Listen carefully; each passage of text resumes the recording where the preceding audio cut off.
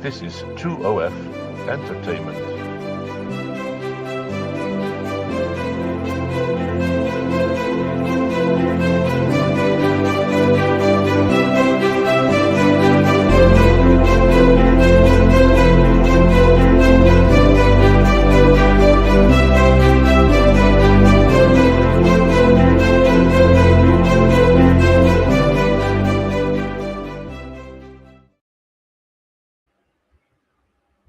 And here we are. Well, good day to you. Yeah, Day it's to another you. day. And yeah, we're having an inside day today. I'll call it that. We're having a snowy day here in Canada. And so we're all tucked into the studio here, and we got another warm conversation coming up. Today we have I guess I won't say famous artist, but basically she's well known in her area and across the country. Her name's Kate Taylor. She's got a BFA degree from Western University in painting.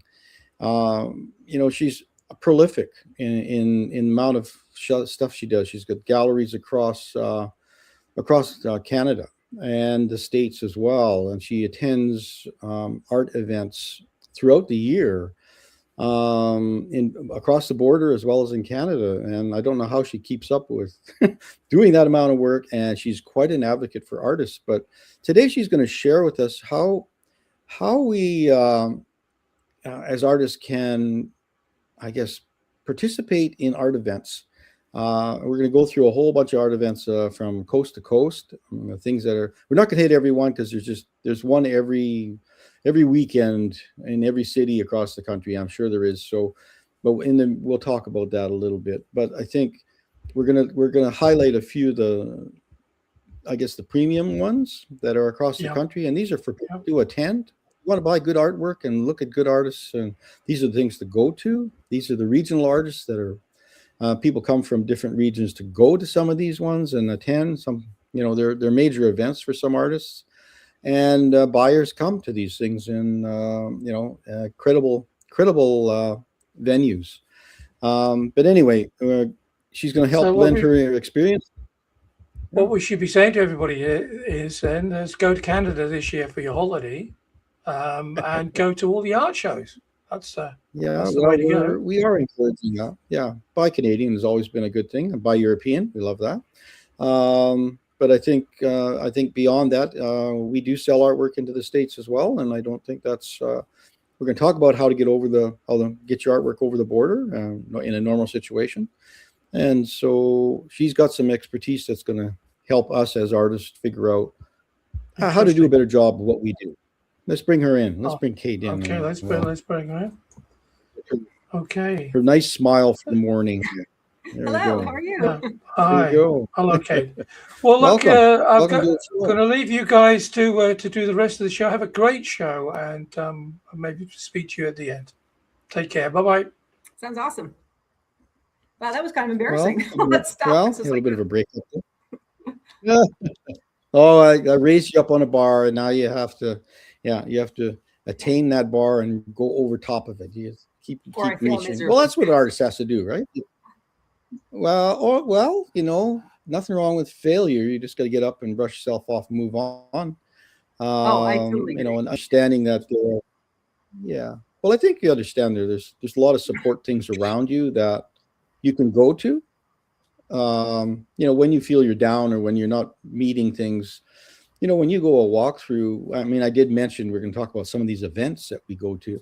You go to a lot of events.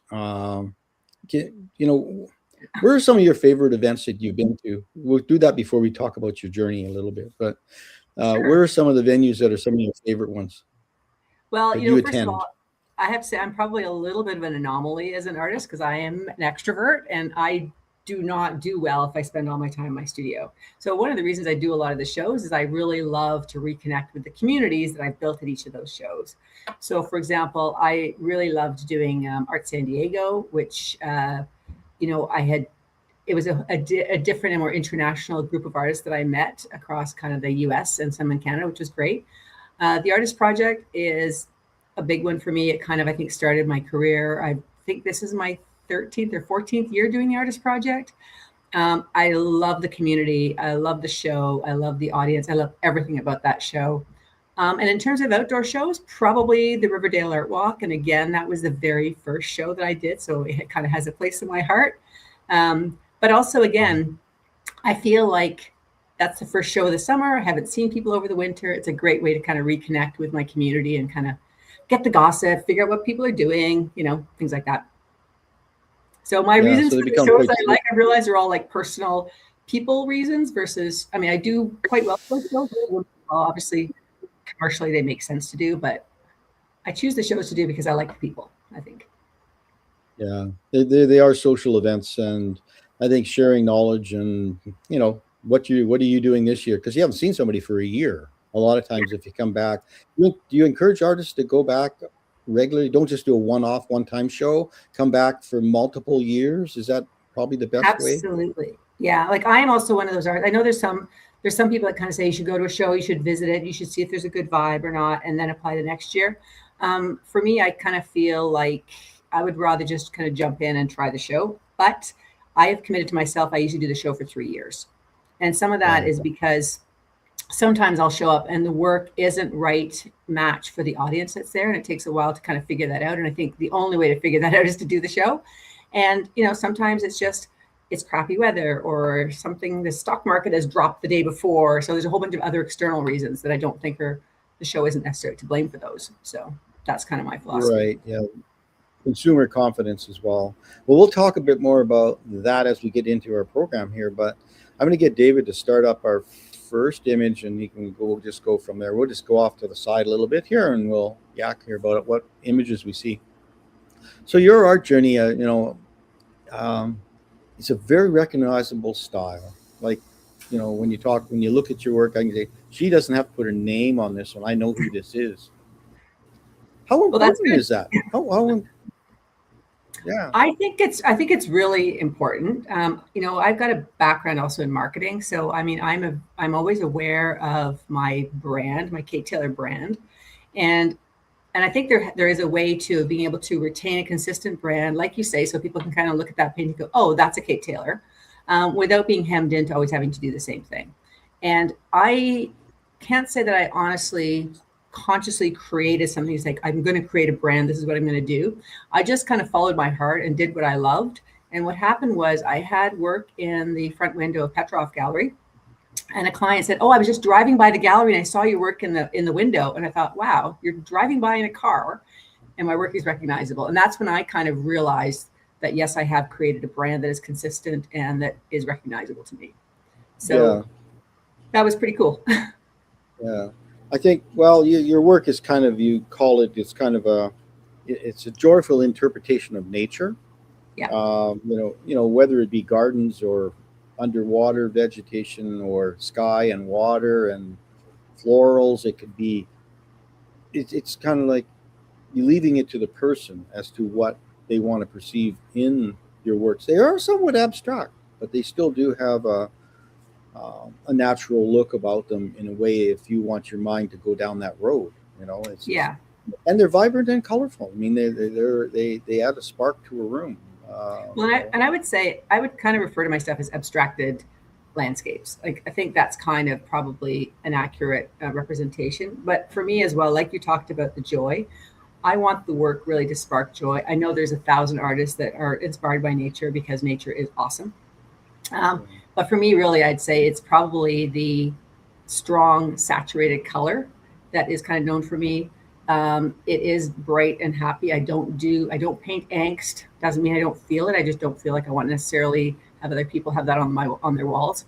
And I also work with a palette knife only, so it's very textural. And that's also something that is a little bit of a unique identifier, I guess. Not a lot of people outside of Quebec really paint with a palette knife.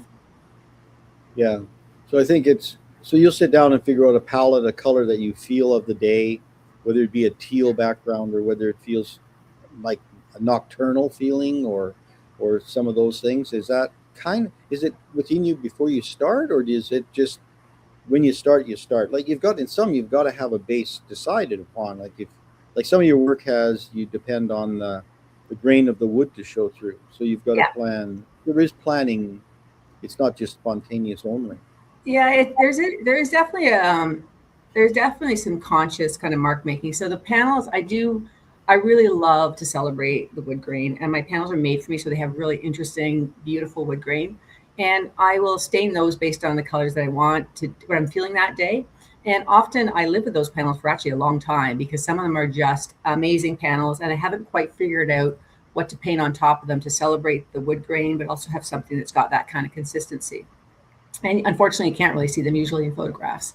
And my palette is about 45 colors, so I put all of my colors on the palette all of the time. And really, those are kind of partially my favorite colors. And I have a commitment to myself that I tend to use all the colors on my palette. So typically what happens is I use all my favorite colors first, and my less favorite colors are left at the end. And I force myself to use those too. So it kind of creates a little bit of an intellectual exercise, I guess, but also just kind of allows me to kind of make sure I have that depth of color so everything doesn't sort of kind of look all the same. Right. Yeah.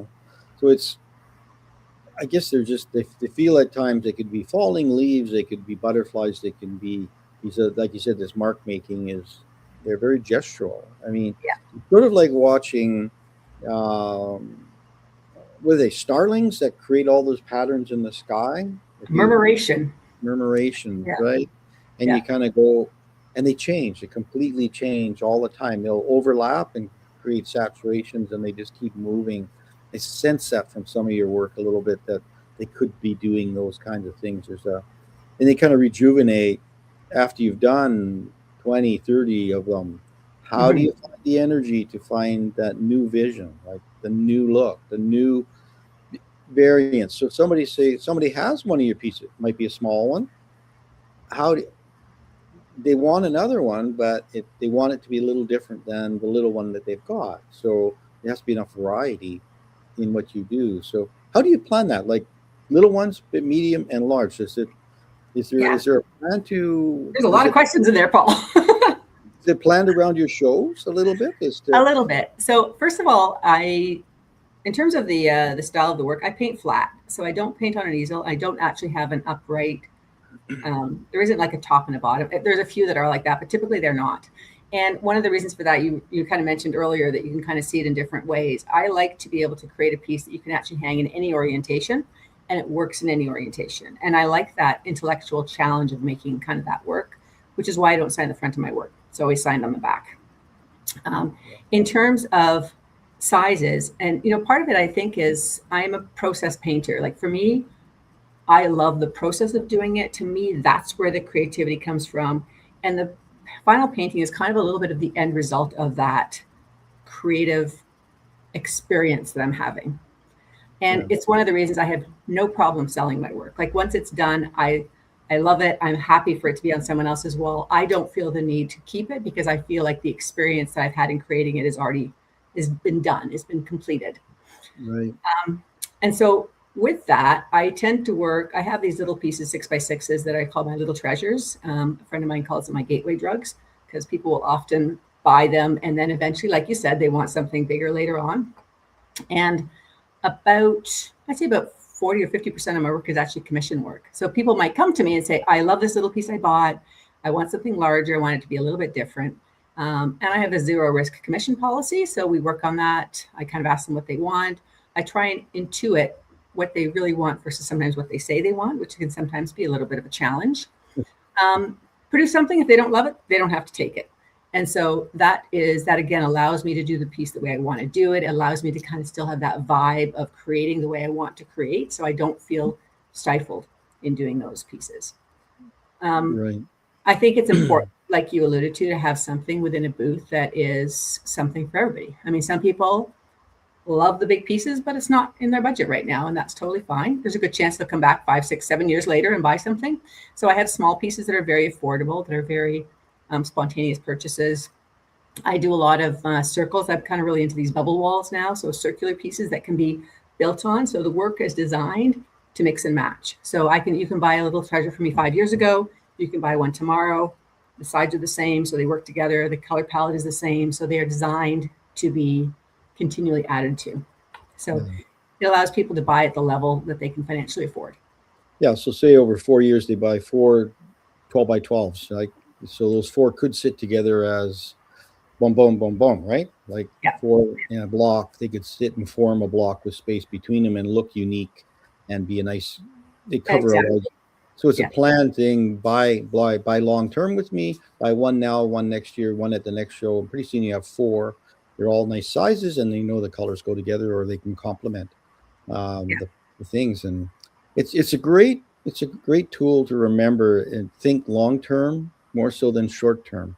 Yes, you need to make money right now, today, as an artist, and pay for your booth and all your overhead and your expenses. And there are expenses when you have a show. They're not just show up and it's free. Unfortunately, yes, that's true. Well, I think I saw last year online that one of your tents fell apart, right?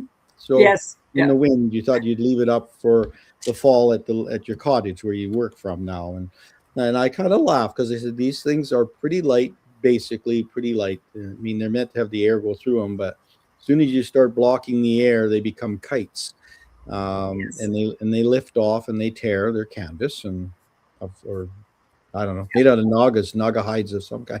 I don't know what it is. Vinyl, I guess, is the word. Yeah.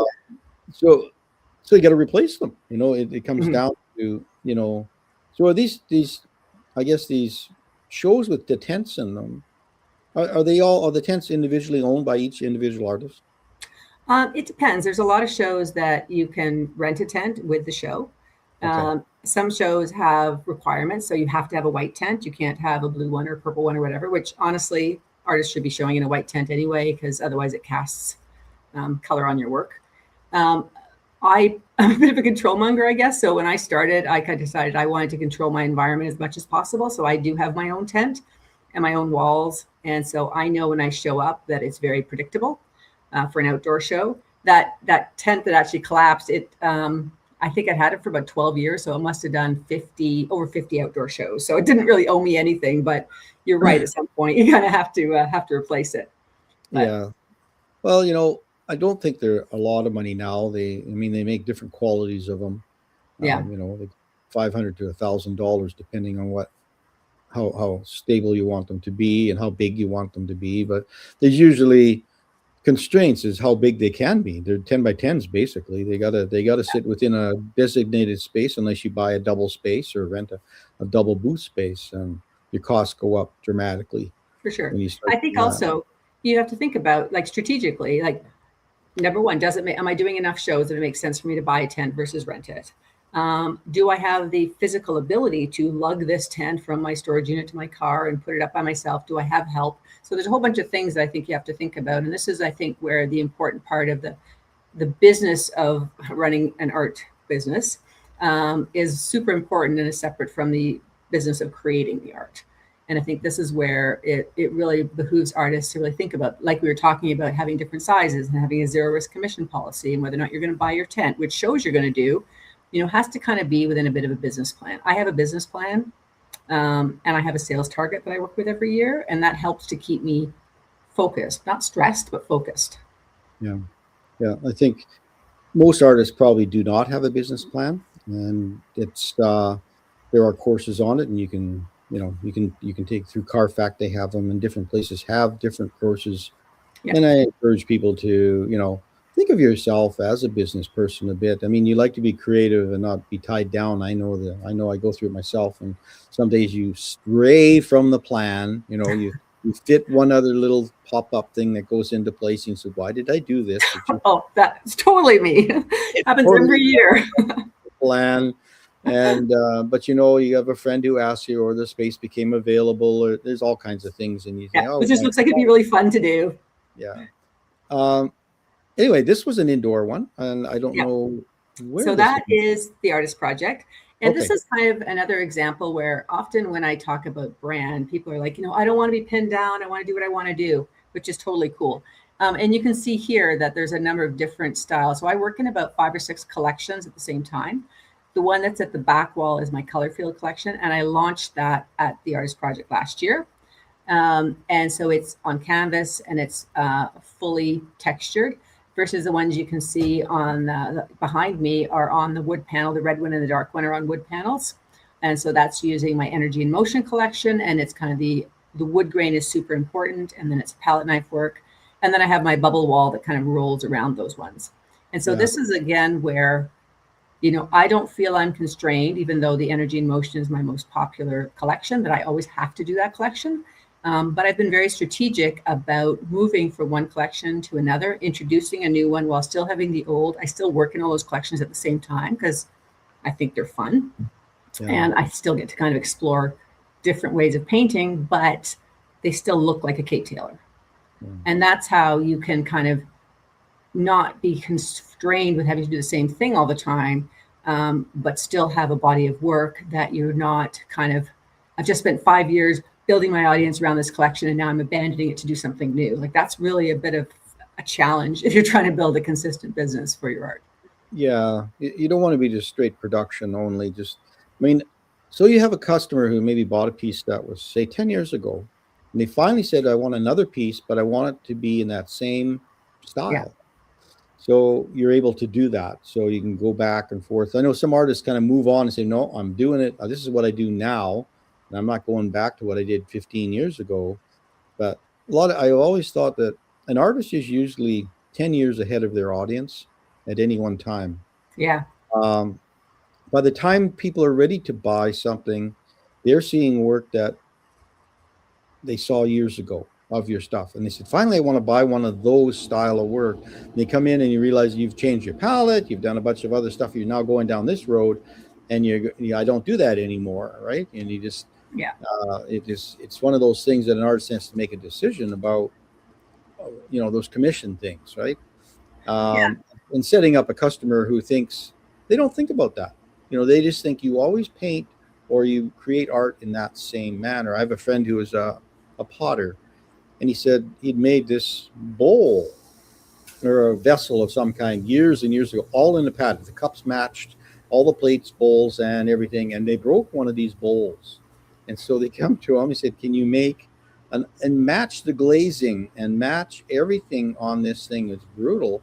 And he said, yes, I can do that. He had it all written down, and he knew how to do it, and he put it on his thing to do. And it was a custom redo because he had to you don't mix up a big batch of glaze. You mix up a specific amount for that one piece, but he was able to do it, and nobody else could do it because there was a unique way. The texturing and things that were on it were unique. And so you're kind of forced to go back to the same artist, which is a great thing to do because it's like nobody else is going to get this commission because nobody else can do this. And if you want a matching thing, so it's a nice thing to be able to go backwards if you can in your field. Or sometimes artists just say no, just say I'm moving on, I do my thing. But, I think ultimately at the end of the day, that's an artist's choice. I mean, I would say that Potter obviously has a very good business sense. If he had records like that, he was able to go back to. And I think a lot of his wife did. Well, that's even better. He doesn't have to worry about it. But I think I think also just I think you're right. Like it's that people will come to me with a postcard they've had for 5 years. I'm like, I'm finally got my condo. I'm finally ready for my piece, right? And I find those commissions really rewarding because it's like, wow, that person's been thinking about my work for 5 years. They've been planning for it. They've been saving for it. And they know exactly where it's going to go in their new condo. Like, I think that's such an honor as an artist to create something for them. But I have to say my work also just really lends itself to those zero risk commissions. If I was a portrait artist or something, then that would be quite different. And I think each artist has to figure out what works for them. But I just want to say that this collection that you see in this painting, the Colorfield collection, was actually my very first collection. It's what I started off doing. And I moved away from it. And last year I kind of thought, I feel like my technique is more sophisticated. I think I can resurrect or rework that collection in a way that's fresh and new. And is exciting, but is just more sophisticated than what I was doing, 18 years ago, which makes sense, right? You kind of move as an artist. So for me, I like that challenge of bouncing back and forth. So these pieces, like on the back wall there, they could be horizontal if you wanted them to, in the way you would like it. So people, and you talk to them about that in the booth space when they're talking, well, I'd like something above the bed. So, well, this one would work. Turn it just horizontally and it would be a nice long thin piece that would fit in a room. So giving people ideas as to where they can fit. A long little narrow hallway, at the end of the hallway there's a beautiful little space here for that one. long and vertical, but someplace above a doorway, those long narrows, those 1 foot, 4 foots, they're 12 by 48s. They kind of go long and narrow and finished. And what is your feeling on framing and presentation? So I typically have my sides are always the same color. They always do them in this iridescent silver again, so they match everything. Unless I do a commission and somebody wants something special, which is no problem. I have only recently started framing my work, and partially that was because my colors typically had been very strong and dramatic. So on a typical wall, which usually are very neutral whites and light grays, the painting popped. This new collection is a little bit softer, and so I do frame them now because I just want to have that separation of the art and the frame. But I finish all my stuff. You don't have to frame it. Right. So it's because framing can be expensive, and it also can be really personal. Like I know there's been people that are like, oh, but I don't like the frame. I'm like, well, the frame is really easy to pop out, but people don't always know that when they're coming to an art show. Yeah, frames a lot of times are meant for protection. They protect your work initially. That's what they're about. I mean, you make things so they'll fit into your vehicle to start with, especially when you go to shows, right? I don't build anything wider than like 48 inches. I know it'll fit in my vehicle. Yeah. And then when you start stacking things, so you don't want them to get damaged. So frames help keep them things from touching other ones and bagging things properly. And I mean, artists know that already. But this piece here, I really noticed the wood. We talked about that. This wood grain that shows through, and it's interacting with the paint, like it's becoming really a part of. It's as important, really, as the paint and the imagery that's been put on the bottom half of this panel. And you work on wood panels on a lot of them. So all of my energy and motion collection is on wood because the wood is really important, and I really like that. I guess that organic connection to nature, which is kind of where all the inspiration comes from. And you can see I often leave the center of the painting, which is usually where you'd have your focal point, is usually blank, or that's where the wood grain is, what's where the background is. And I almost feel like I never want to call it a background because it makes it feel like it's not as important as the foreground. But for me, that is very important. And I use, on this one, I've got about 5 or 6 different colors of stain, and I've got about 3 or 4 layers of stain. So I really gradually build up the thin layers of stain so I can blend them, and also so that I don't obliterate the wood grain, because if I move too quickly or if it's too thick, I lose the wood grain. Yeah. I think these look like a birch panel as well. They're probably the traditional ones that we buy from the different material stores. I like the Baltic birch. I've tried a number of other woods, but the Baltic birch allows me to get really deep saturated color because it absorbs, but it also has a nice wood grain versus like a maple. It's too hard, so the colors are all very pastel-y. So that's been kind of fun too, just experimenting with different woods. You look at the quality of Baltic birch on the panel itself. The multi-lambs that make it up are finer than traditional plywood. So there's a lot of very fine layers of plywooding that goes on with the finished piece on the top. They tend to be more stable. You don't get quite the warping and twisting. They can twist a little bit when they get big, the big pieces, but not very much. That's why I like the Baltic birch. Yeah, and I have my panels specially made for me, and I would say over the last 15 years, I've maybe had one that's kind of torqued. So they really shouldn't, because they are kind of all kiln dried. I know I'm a pain in the ass for my woodworker because I'm like, I can't, nice grain with no black marks and no plugs, and it has to be this orientation, so it's kind of, so I can get kind of what I want because it's such an important part of the composition. And as I said, I'll live with these for a while to figure out what do I want to cover and what do I want to leave. Do you usually seal the back side as well? Not the back. No, okay. I do seal the wood because after it's stained, the grain is very open. So it is, I found this out by accident. I was doing an outdoor show and it was raining and it landed on the panel and it sort of put raindrops on it. So I do seal that with a clear varnish. Yeah, I know some people they varnish the backs as well too, because moisture changes from location. If you're in San Diego, there's a different kind of moisture than there is in Toronto or Saskatoon, where I am. In the arid, it's quite arid, so everything dries out a lot, and you can have cracking. You can split your panels apart because it's so dry. But sealing up the back avoids the moisture coming in from behind and affecting what's happening with your plywoods. So, but anyway. I don't, and partially maybe that's because by the time I finish with the panel, it can be quite wet. because I've used a lot of like very, very thin kind of layers. Yeah. And you use oil, acrylics, correct? Yes, acrylics, and I use like a golden acrylic medium. So the medium again, or the liquid acrylic, is very high saturation of color. So it's not watered down. I use an airbrush medium. It's just kind of, so I want to really retain that intensity of the pigment. Yeah, you notice that when you wet it and you do glazing with it, because it's water based, it will raise the grain on the wood. So, sometimes you need to do a little sanding, and then you get back in and put another. I sand them, I prep it, I stain it, I sand it again, I varnish it. Like the background actually probably takes more time than the foreground, actually.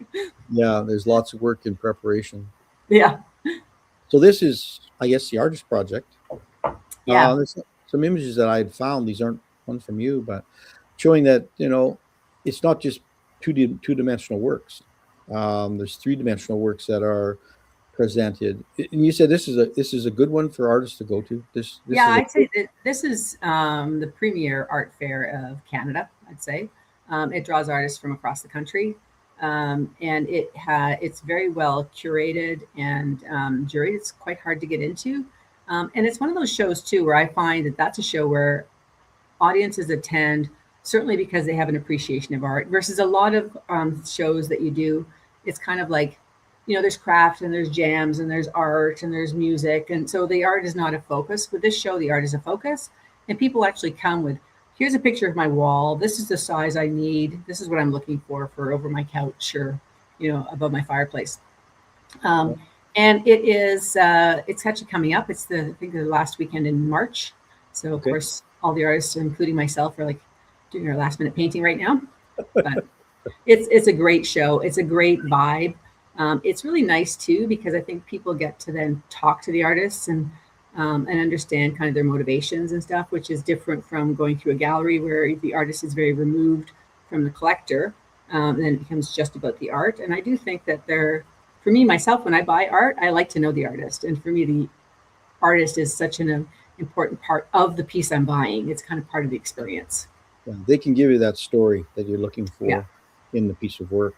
And I think it's just one of those things. So you find you're going to get all levels of artists to this one, emerging through professional artists that are working on a daily basis as a career.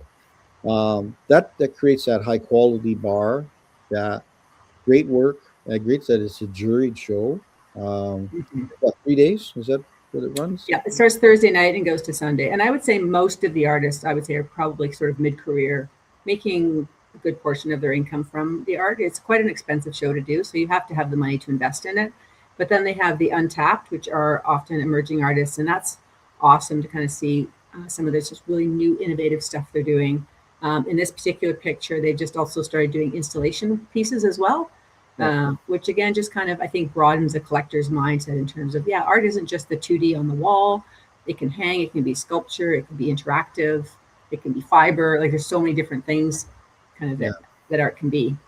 Well, I know you're doing some installation stuff too. We just didn't have time to put everything that you do in this short time in this show, but we'll have to have you back. Maybe we'll have an installation show in conversation with a number of artists. Awesome. Yeah, so we would look at that and across the country and see what kind of installation stuff's happening. Always good to have some new ideas that rather than just painting.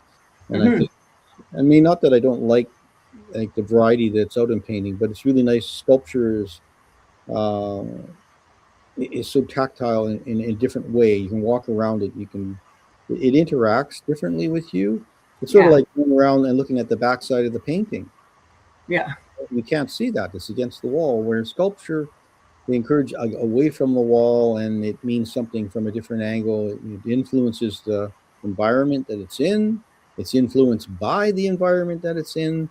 Everything that, it can respond to the paintings that are on the wall. I mean, it opens up a whole other thing to the buyer, the confidence in having a piece of three-dimensional in their home or their office or outside their building is a monumental sculpture of some kind. So. Oh, absolutely. And I find it's interesting because my work in galleries is often paired with glass, like sculptural glass pieces. I think because of the colors and kind of that vibrancy.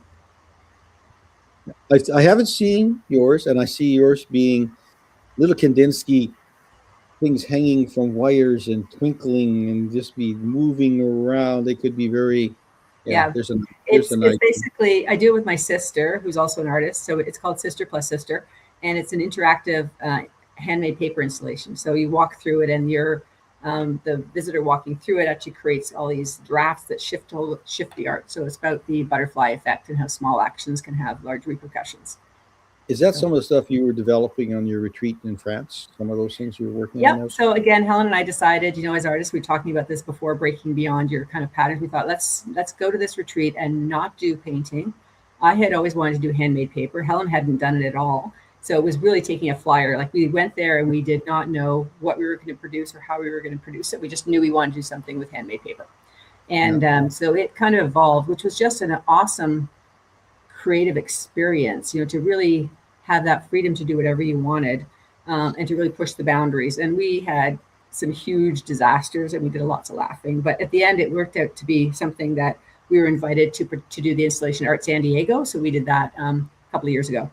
And that was really when it started to come together as a more full vision, because we had more time to add to it. So I think that's the nice thing about a retreat. If you have a limited amount of time, you're in a situation, and a lot of times if you don't bring your materials, you have to forage for the materials to create something. So it's more of a discovery. I find it that way. It's like an R&D thing. Like you're sourcing, you're trying to bounce ideas. And like you said, you can have a disaster like crazy after a week, and you go home with nothing. But that wasn't the intention. The intention was to push something in a different direction, and it does influence something down the road. You figured stuff out, but it's time. You have to spend the time. You just have to spend, or you don't go there. You just don't get it. Yeah, and I think again, every artist has their own journey. I mean, and I know a lot of the other artists that were there with us were like, what the hell are these two people doing? They're just doing a lot of laughing and fooling around in the water. But at the end of the day, we were super, super happy. It wasn't our full vision, because partially we were developing the vision as we were creating. And I just found that so exciting. And, I love working with my sister. She's very, very creative, but she comes at things from a different angle. So between the two of us, we just had a really good synergy of idea generation and play. And I don't know, at the end, again, it was about joy. Like, it was just joyful to see these pieces and to hang them from the ceiling, and you blow on them and they shift and they move. And I don't know, it was just, it's cool. I don't know of any like siblings working together. It's sort of like husband-wife wallpapering. I don't know if I could do it. I just wouldn't. It just wouldn't happen. I don't think. It would be a disaster.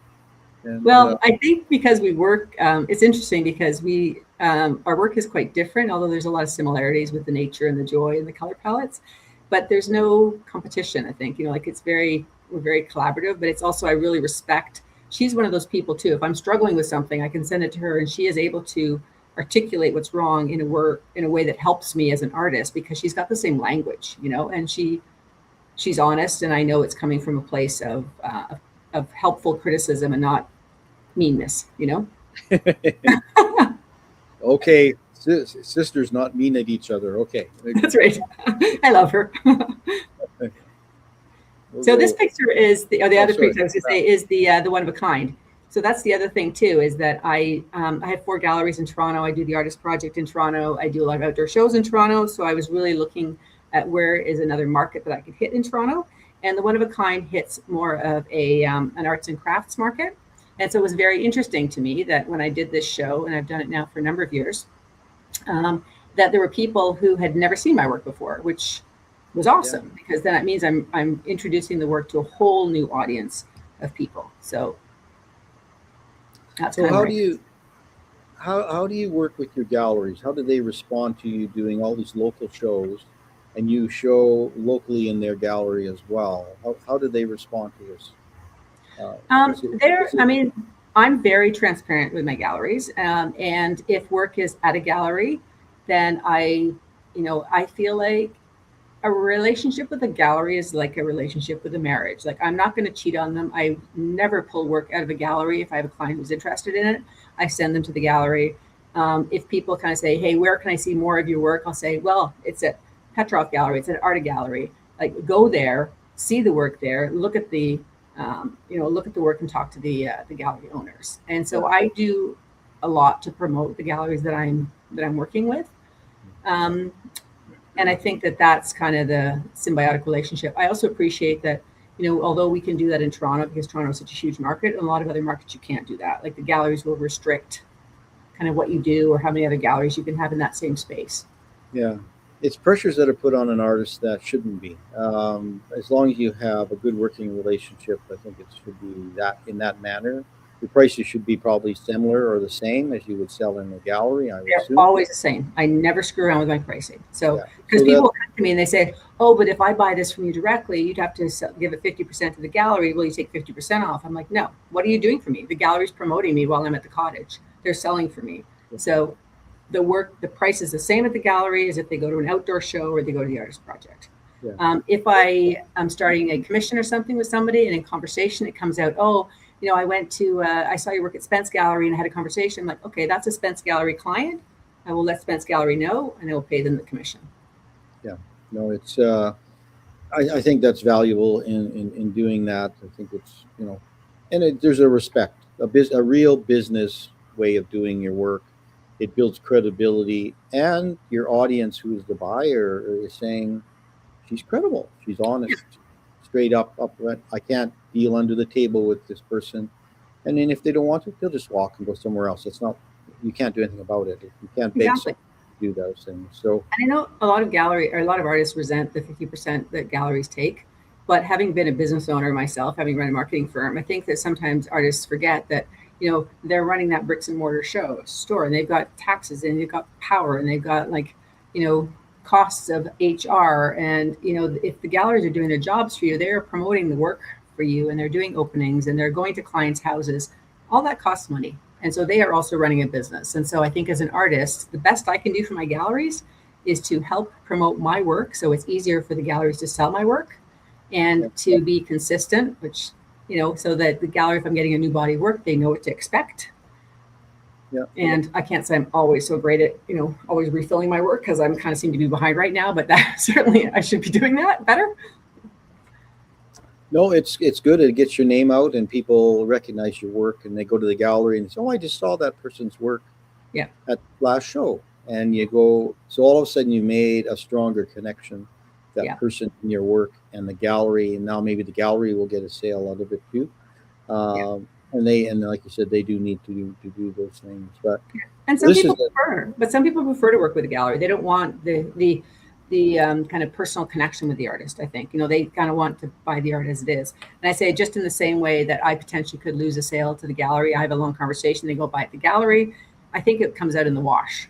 So for me, it's, let's just always do the best jobs possible, selling as much art as possible. Yeah. And then, some will sell a piece of work off of your website, and you have to truck it down to the gallery and give it to them and they take care of it. A sale's a sale. You have to work the floor in a number of different ways, right?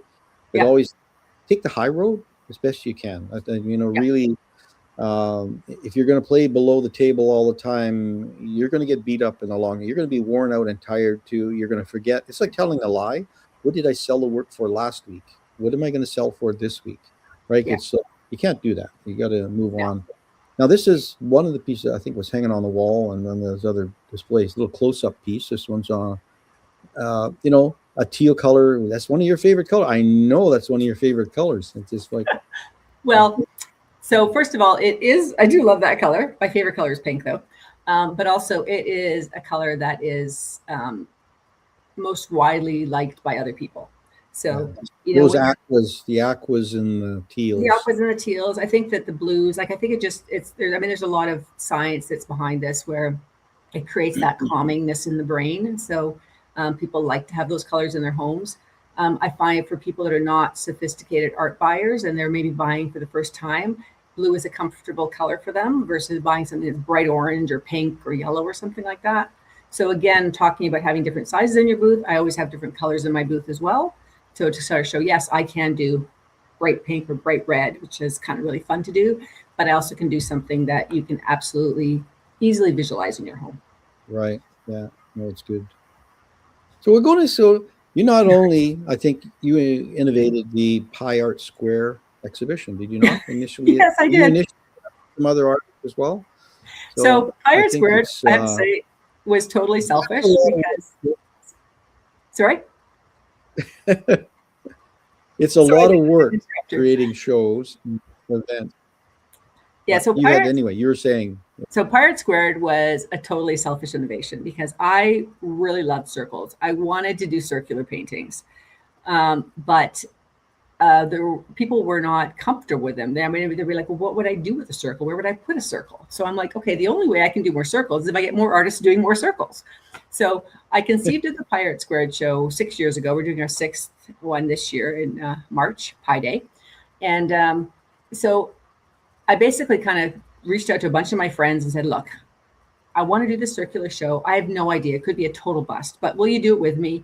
And we'll sell the work online and we'll see what happens. We'll put it up in the gallery. We'll have an opening. It'll be really fun. And so we did that. And we now have, I think last year's show, we had 130 pieces in the gallery in Art Alchemy, which was awesome. We had a great opening. We had lots of fun.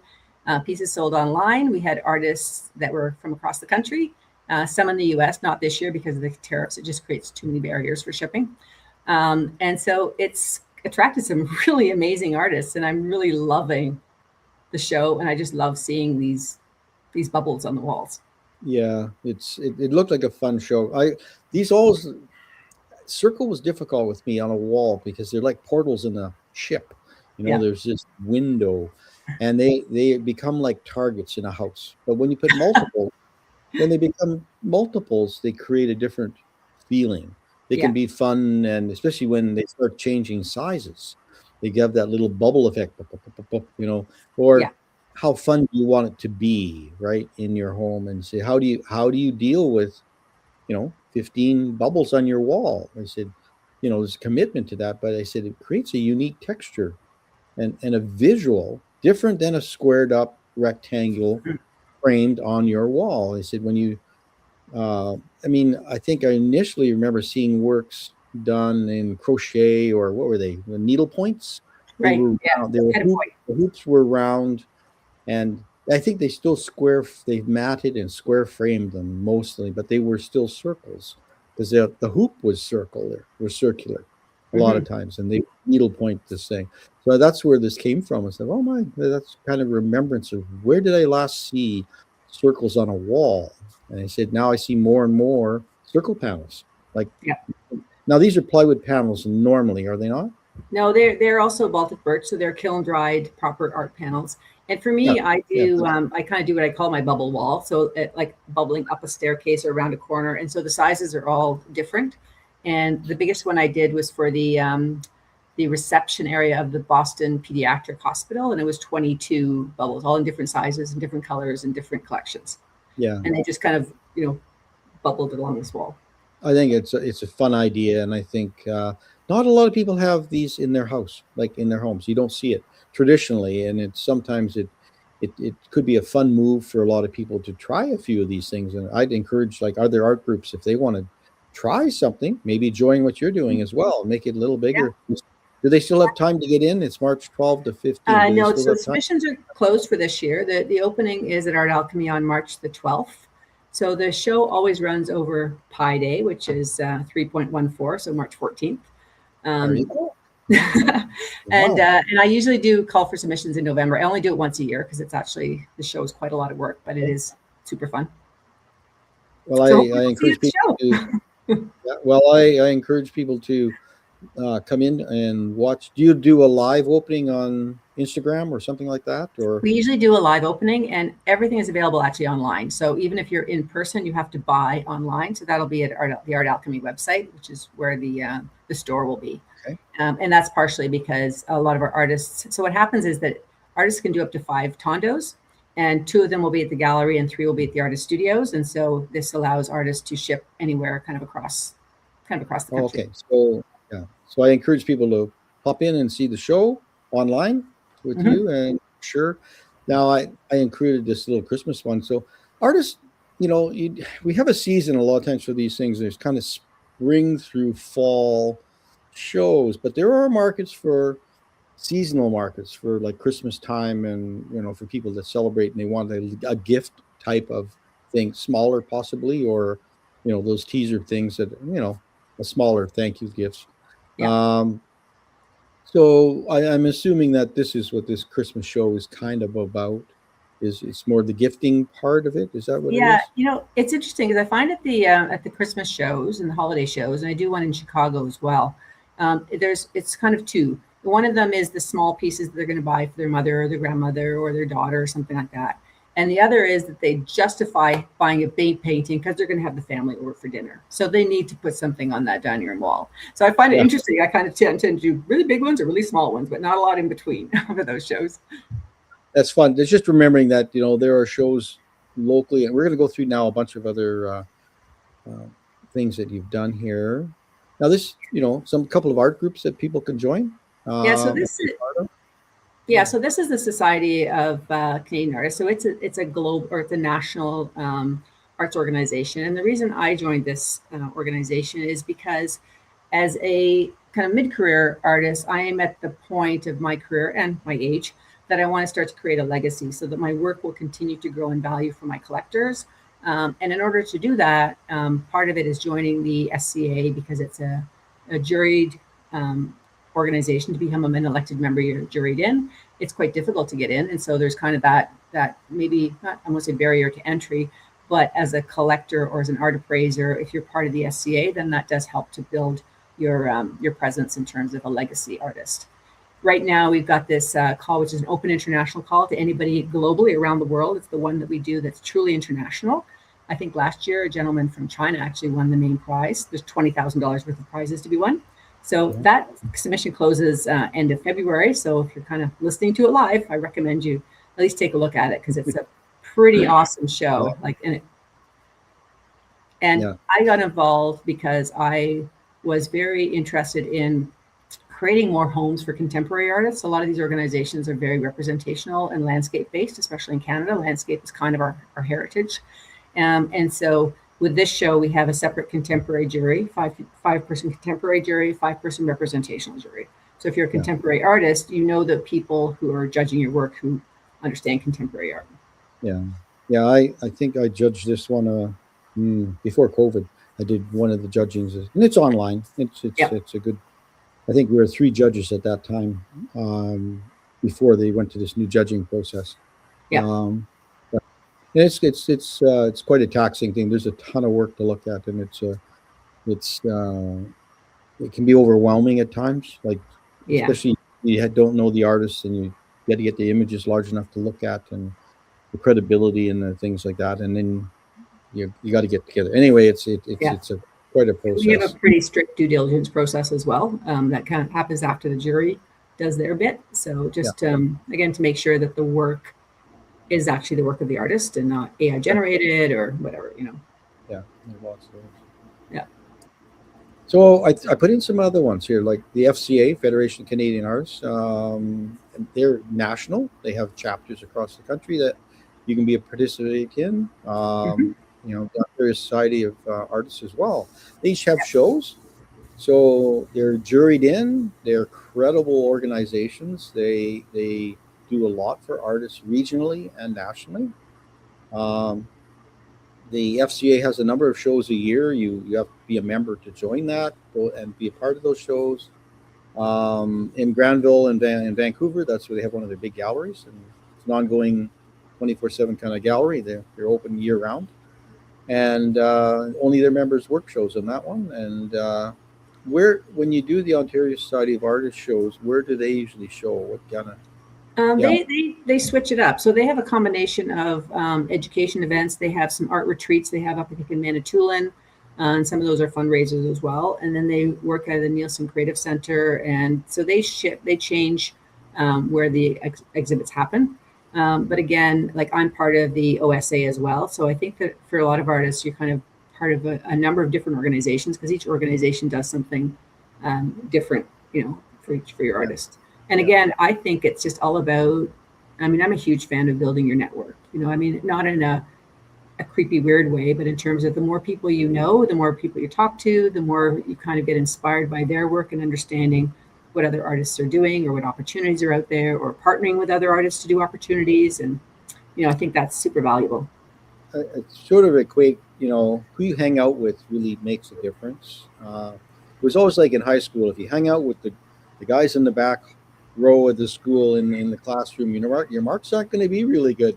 But if you move a little closer to the front and you're hanging out with a few of the other guys, you tend to, your marks are doing better, your work is actually proceeding, and you're doing better work. So I'm just saying these events draw people that are your bar. They are either at your equal or better, and you need to associate with those people.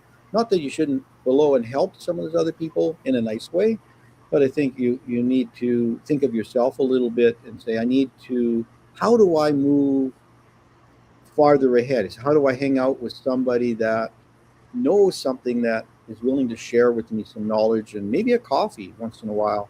Yeah. Those all make a big difference, and you meet those people at these events that are a little on the, I won't say higher end, but they're juried artists that are approved by other people, and a little bit that way, in a cautious way. Yeah, no, I think you're right. I think it's also, a lot of times artists spend a lot of time alone, and the people they're talking to, or maybe it might be their spouse who's a banker. I mean, they don't want to talk about the benefits of cadmium yellow versus Hansa yellow. You're in a group of artists who've had those conversations. You can talk about that stuff for hours, and I do think that's really refreshing. Yeah.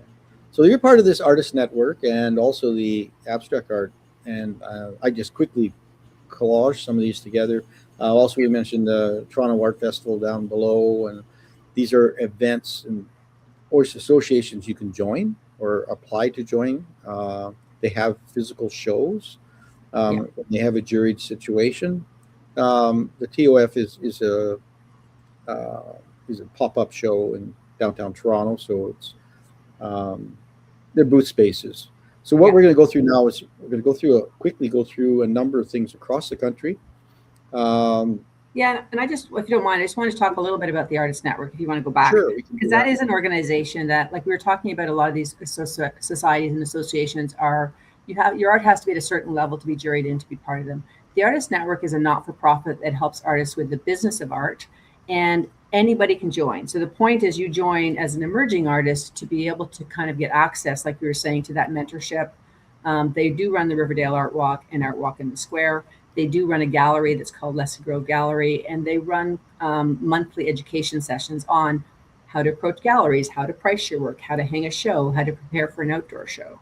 So I think that for artists who are just coming to the city or the country, who are just kind of trying to figure out what to do, this is an extraordinary network. Now, I'm biased. I was chair for 12 years, and I put that many years in because I'm very committed to helping artists be as financially successful as they want to be, right? Like, so for me, it's all about a rising tide floats all boats. So, as artists, if we can all help each other and support, we can all make money. There's no reason why artists shouldn't be able to be financially viable on their work, Right.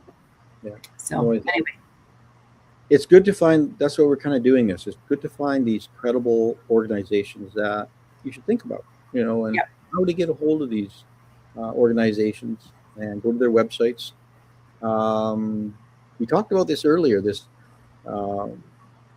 venue in Ottawa, and I've been here. I've just been, so it just happened, fortunate to be in the city at the same time, doing a CARFAC retreat of some kind that we're doing nationally. But it was, you go out for a break, and I went through this park, and it was so refreshing to see and talk to. Actually, I knew quite a few artists. I was surprised. Mm-hmm. And you pop in and see their work, and it's a beautiful venue, a spring one. I think it's probably can still apply if you. Yep, applications are. I believe they're still open. I'm doing this one. I've done this for a number of years too, and again, part of it was as an abstract painter, Toronto was my main market, but you need to get out of your market, and so Ottawa was kind of close enough that I could drive there and I could do the show and just kind of expand my market.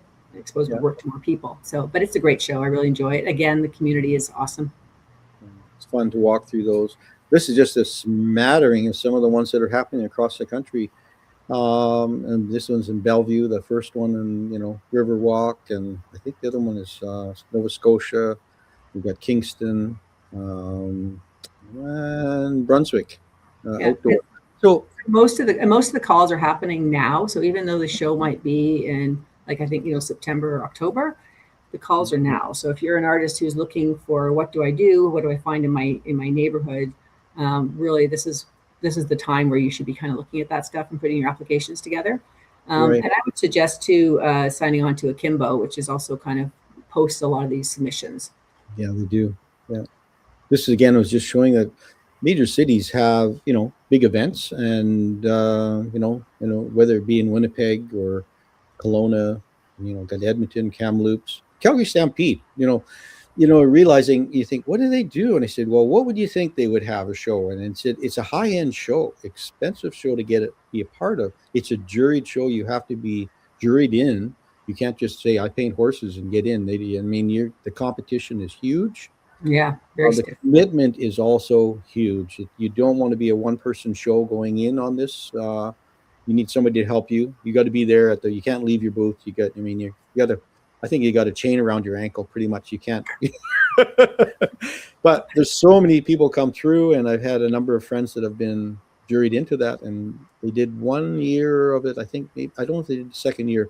It's a lot of work. It's taxing on you, but a lot of standing. You're on your feet a lot on these events, and it's concrete floor and all the evil stuff that goes with it. Well, I think I was like the one of a kind in Toronto is 11 days, so it's the same sort of thing. Like, I think you have to mentally wrap your head around standing on concrete for 11 days. And I think for a lot of artists, again, the hardest part is you have to be on for 11 days or however long the Calgary Stampede is. So, you have to kind of just be just as excited to see that person that comes into your booth at 6 o'clock on the 10th day as you were on the first day, and that's hard. So initially these first batch of booths that we've been showing, they're mostly artist booths. Like they're artists individually having a booth space, showing their art to the public, talking to them, and it's very formal or informal, I'll call it that way. Mm-hmm. Now, there are other events across the country, the Toronto Art Fair, we've got Art Vancouver, Art Now in Saskatoon and Regina. These become gallery shows where the gallery is part of the show, not so much with Art Vancouver, but the other ones are gallery shows with artists within the gallery. So they're promoting the artists. So if you get into these galleries and they book a booth space, they usually take their better artists to those venues and promote them. So it's like you said, why do you pay 50% when you sell a piece of art? You say, well, when your gallery takes you to these events, they're exposing you to a different market. Again, the people that want to buy from galleries, they go to these events as well. So I wanted to include that in here. We were a sponsor of Art Vancouver and Art Now for a number of years, and we no longer do that, but more of a physical presence than being an online business. And it was good. The artists like to see who's behind the screen, a little bit. Yeah, for sure. And I think it's also one of my galleries, actually, they took my work recently to Affordable Art Fair Boston and Singapore. So, for example, as an artist, it's another opportunity for me to get my work in a place that I'm not going to be going to Singapore to do a show, right? So how do you get out past your regional borders and things like that? He said it's really important to reach out, and if you got somebody to help sell your work, that's way stronger than you flogging your wares outside when you know nobody. Like, you absolutely have no contacts. It's hard to go door to door with it. I'm gonna end one of your beautiful pieces here. Nice thing to warm everybody's day in this winter day a little bit. And we finally have sunshine here in Toronto, thank God. It's been so great. I had another 5 or 6 inches of snow last night, so it was just like I shovel again, but that's okay. It's not 35 below, so we're having fun. That was great. I mean, it was quick. I mean, my goodness, we covered a lot of territory. There's a lot of stuff. But I appreciate you coming by and showing us your work in the context of exhibitions as well, because that knowledge becomes really important to share with other artists, and I know you're an advocate of doing that. Sharing is you don't lose by sharing. I agree. You only gain, and I think it's respect, and I hope you do well this season. I hope you have a great year. Thank you. You too. We'll bring David in if he didn't fall asleep or something there, and we'll see what he's doing. But there he is. Yeah, he always had. I was pleasantly surprised. I mean, just compliments to you, really, Kate, because you're really on top of it, and you're thinking about, you're an artist, but you're running a business. And so I'm going to ask you what I asked a lot of our guests that come on, and some of them are deeply surprised, and some of them are also embarrassed. But if somebody wanted to purchase one of your pieces, could you give us a guesstimate of what sort of price range they're going to be? So my little 6x6s are about $150, and they go right up to, I just sold one recently for, I guess it would be $7,000-8,000. So yeah, they're still pretty reasonable, I think, in the market. One of the reasons, just as to the point, is I'm starting to work on canvas is because people are asking for bigger and bigger pieces, and the panels are just very heavy and they're difficult to work with. So the canvas will allow me to do even bigger paintings. So I'm working on a couple of 60x60s right now. Okay. Well, I think a lot of artists should be watching the show. I've learned a lot about the art of business and the business of art as such. And I encourage anybody, if they have questions, reach out to me. I'm always happy to talk to artists and help them out. I got a lot of help when I started, so it's paying it forward, really. Okay. And if anybody, sorry, Paul. No, Kate's website is listed below, and it'll be on our on our tags as well on the posting, and reach out to her for sure. Yeah. And if you can't get that far, you just want to leave some comments, leave your comments below, and we'll pass it on to Kate. Yeah, well, that's it really for me for today and for Canadian Art Today. We'd like to encourage everybody to like and subscribe.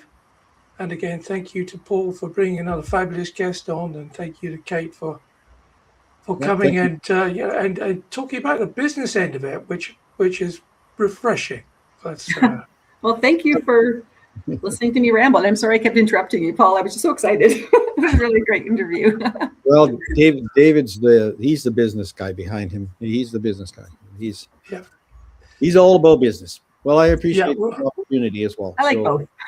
Yeah, me too. Only I can't paint. But on that bombshell, until the next time, everybody, on Canadian Art Today. Goodbye. Bye. Thank you. Have a good week. Thank you.